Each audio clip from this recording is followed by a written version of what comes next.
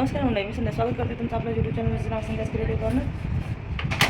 आजच्या भावामध्ये सुद्धा आज ना आपण आलो नाशिकमध्ये. रात्रीच आलो होतो, पण रात्री ना खूप थकले होते आम्ही. म्हणजे कोणीच असं बसायची सुद्धा कोणासमोर ताकद नव्हती, बोलायची सुद्धा नव्हती. एवढं थकून गेलो होतो आम्ही. 2 दिवसाचा त्रास म्हणजे प्रवास एका रात्रीचा, दिवसभर सगळीकडे फिरणं.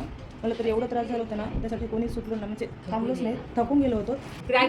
आणि रात्री का पाहिलं पण आता उठल्याच्या नंतर दृश्य पाहिलं एवढं भारी आहे इथलं. आणि हे आहे आमचं हॉटेल. आता ना आम्ही नाशिकमध्ये आहोत आणि नदीला जायचं. म्हणजे ते जे इथलं नाशिकचं जे हे आहे नदी, गोदावरी नदी, ते जे इथलं उगमस्थान आहे ना आपल्याला गोदावरी नदीचं, तिथंच आहोत आम्ही. आता ना जायचं आम्हाला नदीला आंघोळ करण्यासाठी. आणि इथं जे आम्ही हॉटेलमध्ये राहिलोत ना, त्याच्या पुढच्या बाजूला एवढं छान व्ह्यू आहे की नाही, लय भारी. तुम्हाला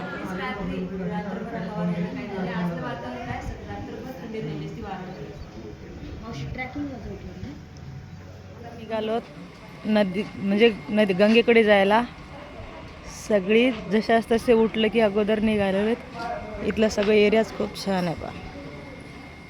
हे आम्ही इथे राहायला आहोत करण्यासाठी आलो गंगेला. आणि इथलं व्ह्यू पाहू शकताय, किती भारी व्ह्यू आहे. का इथलं हे तलाव आहे, गौतमी तलाव म्हणे.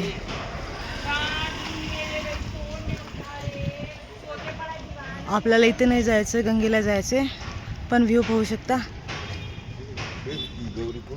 हे गौतमी तलाव आहे, पाहू शकता. ढग किती सुंदर, म्हणजे ह्याला डोंगराला ढग किती छान टेकत आहेत.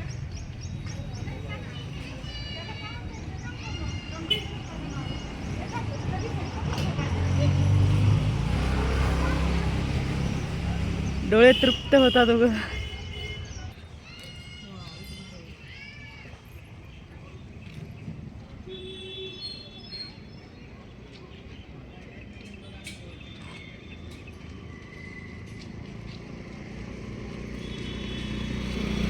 कुशावर्त कुंड आहे, जे ह्याला खूप मान्यता आहे. त्र्यंबकेश्वर देवस्थानाचं जे मंदिर आहे ना, या कुंडाला खूप महत्त्व आहे. असं म्हणतात की थोडंफार जर काय म्हणतात त्याला कालसर्प दोष जर असेल तर ह्या कुंडात डुबकी मारलं तर ना सगळं दोष कमी होते असं मान्यता आहे.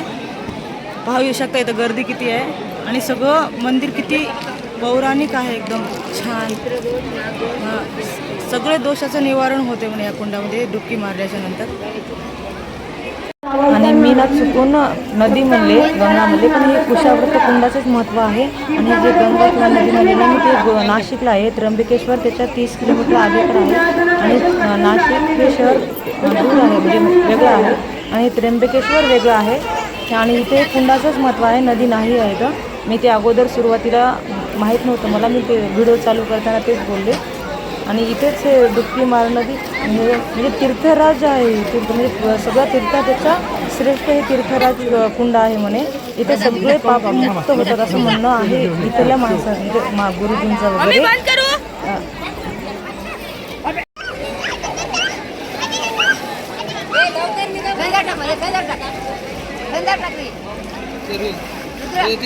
कुशावर्त कुंडामध्ये स्नान करून आम्ही नंतर हे पूजेला जाणार आहोत. आणि ही पूजा आहे पितृदोषाची.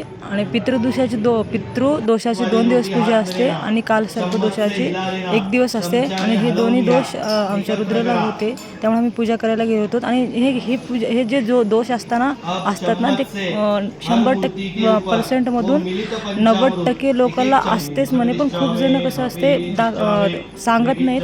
आणि कोणाला वाटते दोष वगैरे असं सांगायचं नसते, पण तसं काय नाही. कोणत्याही दोषाचं निवारण करणे चांगलीच गोष्ट आहे. आणि लवकर, आणि कोणी कसं करतात, कोणी पाहून घेत नाही, म्हणजे पंचांगावर वगैरे विश्वास करत नाहीत, त्यामुळे कोणी पाहून घेत नाही. कोणाचे खूप जणांना माहीत पण नसतं. पण हे कसं असते, चांगलं असते, कोणालाही भविष्यासाठी चांगलं असते. आपल्या सुखी आरोग्य, हे म्हणजे आरोग्य, आपलं शिक्षण, हे सगळ्यासाठीच खूप छान असते. म्हणून ते महाराज खूप चांगलं एक्सप्लेन करत होते. मला त्याचं काही व्हिडिओ घेण्यात आलं नाही व्यवस्थित, जे एक्सप्लेन केलेलं ते. पण हे पूजेचं वगैरे घेतले व्यवस्थित मी. आता सुरुवातीला ना हे महादेव, ब्रह्मा, विष्णू आणि यम आणि तत्पुरुषांचं अभिषेक करून पूजा केली. त्यानंतर अग्निहोत्र केले, जे पुढे अग्निहोत्र केले गौरीवर अग्निहोत्र करून तिथं आहुती दिलेली आहे. तिथं पण मी सगळ्याचं थोडं व्हिडिओ घेतलेलं आहे. आणि तत्पुरुषाला तिथं त्या 5 तांब्यावर जागा दिलेली आहे. म्हणजे 5 जे हे होते तांब्याचे सगळे 5ला त्या 5 तांब्यावर जागा दिलेलं आहे. आणि नंतर अग्निहोत्र केलेलं आहे आणि जेवढं लवकर आपण ही पूजा करून घेतलं आपल्याच भविष्यासाठी चांगलं असतं. आणि पितृदोष असल्यामुळे ना हे पिंडदान करणं असतं म्हणे. आता कोणी म्हणतं हे लिंगायत धर्मात नसतं, पण तसं काही नाही, सगळं एकच असतं. हे आहे आता ह्याच्यानंतर हे नारायण बळी म्हणून असतं. हे जे वरी नारळावर नारायण काढलेलं आहे, म्हणजे त्याचं व्यवस्थित त्याचे स्वरूप दिलेलं होतं आणि त्याचे आपण म्हणजे 10 केलेलं होतं. ते सगळं तिथं आज पूजा होती त्याची. आणि त्याच्यानंतर आम्हाला जे सात्विक भोजन जे देतात ना, त्यांच्या घरी गेलं होतं आम्हाला, म्हणजे त्यांना कॉन्ट्रॅक्ट आहे ते सात्विक भोजन द्यायचं. ते आम्हाला जे जेवायला वाढत आहेत, जे बाहेर आम्हाला कांदा लसूण बिलकुल खायचे नसते ना, त्यांच्या घरी गेलो होतो. तिथे एक क्रिएटिव्ह आहे, हे चांगलं काहीतरी वाटलं व्यवस्थित. मला तर खूप झाडाची आवडच आहे, तुम्हाला माहितीच आहे. आणि हे चांगलं वाटलं म्हणून इथले शूट आणि हे असं होतं सात्विक भोजन.